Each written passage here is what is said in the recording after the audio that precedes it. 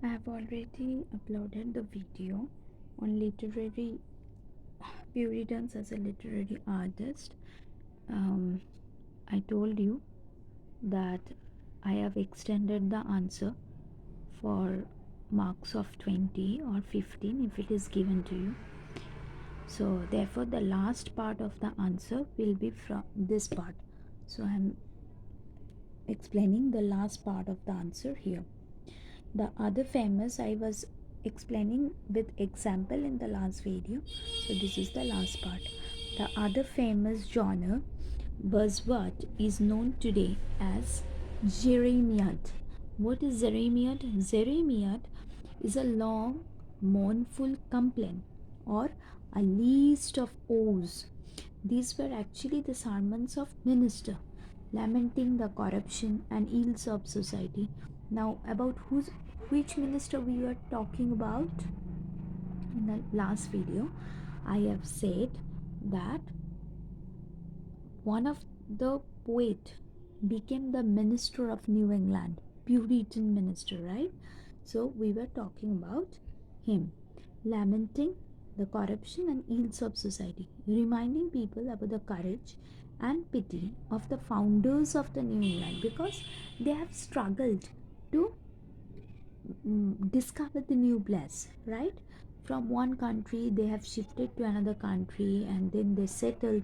So everything was a struggle for them, and asking them to go back to the original commitment. What was the original commitment and conviction?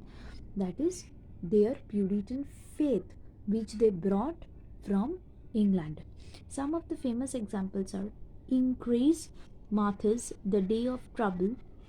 I have already given one example of Increase Martha, autobiography of Increase Martha.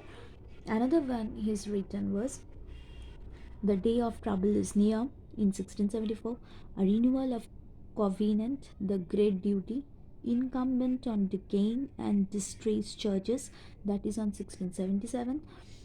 Pray for the rising generation, that came in around in the year 1678, and a call from the haven to the present and succeeding generation, that came in 1679. Some of the other famous works in this same genre are William Adams' The Necessity of Pouring Out of the Spirit from on high upon a signing apostating people, that also came around 1679. Samuel Hooker's Righteousness Rent from Haven, that came around 1677. Uriens Oaks, New England pleaded with, 1673. Thomas Shepard Jr.'s I Slave or A Witch World, to take heed of apostasy, that is 1673. And Thomas Whaley's Balm in Gilead to heal Gion's wounds, that is 1669. I am not telling you that it is mandatory to write all of the name whatever I have told, because during exam it's not possible you can remember all of them, but at least try to write 2 to 3 names out of it. Okay, thank you. The answer will end with this last paragraph. Okay, and the next I will come with Song of Myself.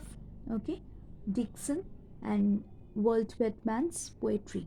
Okay, generally the questions also comes about their differences of writing poems. So my next video about will be about American poetry. Okay, thank you for today.